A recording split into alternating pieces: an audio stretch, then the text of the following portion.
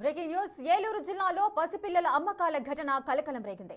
కైకలూరులో చిన్నారులను విక్రయిస్తున్న భారీ ముఠా గుట్టును పోలీసులు రట్టు చేశారు.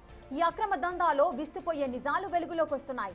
ఈ పిల్లల విక్రయాల వ్యవహారంలో జనసేన నేత అబ్బిశెట్టి నాగబాబు తల్లి అబ్బిశెట్టి వీరాకుమారి సూత్రధారిగా ఉన్నట్లుగా పోలీసులు నిర్ధారించారు. కీలక సభ్యులు చిట్టూరి చిన్ని, రెడ్డమ్మ, అలవాల గోపి, మాధురి, హలీక్లపై పోలీసులు కేసులు నమోదు చేశారు. వీరిలో 5 నిందితులను ఇప్పటికే అరెస్ట్ చేసి కోర్టులో హాజరుపరిచారు.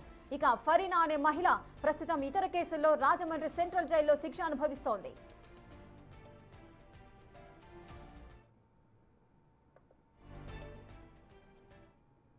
ఎవరైతే పిల్లలు లేక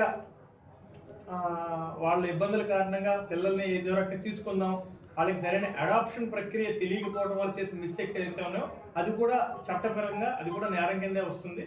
అయితే వాళ్ళ దగ్గర నుంచి సిడబ్ల్యూసి ఆధ్వర్యంలో తహసీల్దార్ గారు, ఎస్ఐ గారు మీ అందరూ కూడా వాళ్ళ పేరెంట్స్ అందరినీ కూడా పిలిపించి వాళ్ళకి చెప్పడం జరిగింది. వాళ్ళ పిల్లలను కూడా ప్రజెంట్ సిడబ్ల్యూసి ద్వారా శిశు గృహాల్లో వాళ్ళని పెట్టడం జరిగింది. కేసు కట్టిన అనంతరం ఈ దర్యాప్తులో భాగంగా వాళ్ళ బయలాజికల్ పేరెంట్స్ తెలిసిన తర్వాత ఫర్దర్ యాక్షన్ వస్తుంది. ఆవిడ రోల్ ఉంది. ఆవిడ ఆల్రెడీ మేము కస్టడీలో తీసుకున్నాం. ఈరోజు కోర్టు కూడా ప్రొడ్యూస్ చేస్తున్నాం. ప్రొడ్యూస్ చేయడం జరిగింది. కోర్టు వారికి మేము పోలీస్ కస్టడీకి అడిగాం.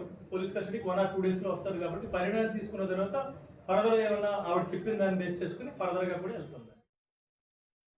ఇక ఏలూరు జిల్లాలో పసిపిల్లల అమ్మకాల ఘటన కలకలం రేపుతోంది. కైకలూరులో చిన్నారులను విక్రయిస్తున్న భారీ ముఠా గుట్టును పోలీసులు రట్టు చేశారు. పూర్తి డీటెయిల్స్ మా ప్రతినిధి శివ అందిస్తారు. శివ, ఈ అక్రమ దందాలో కూడా అటు జనసేన నేతకు సంబంధించిన కుటుంబం కూడా పాల్గొన్నట్లుగా సమాచారం. అదేవిధంగా కొంతమందిని పోలీసులు అరెస్ట్ చేసినట్టుగా చెబుతున్నారు. పూర్తి వివరాలు ఏంటి?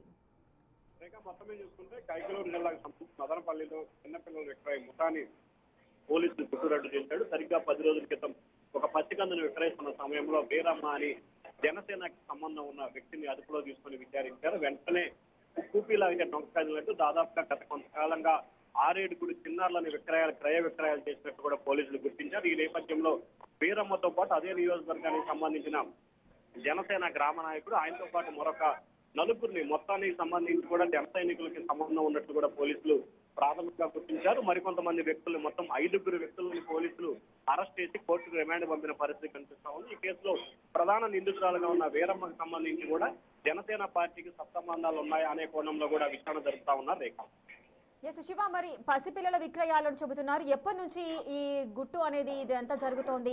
అదేవిధంగా జనసేనకు సంబంధించిన ఒక కీలకమైన నేత తల్లి అని చెబుతున్నారు. సో ఎటువంటి విక్రయాలు చేశారు? ఇప్పటి వరకు ఆమె ఆధ్వర్యంలో ఎంతమంది శిశువుల విక్రయం జరిగింది? ఎంత ఏజ్ కు సంబంధించి?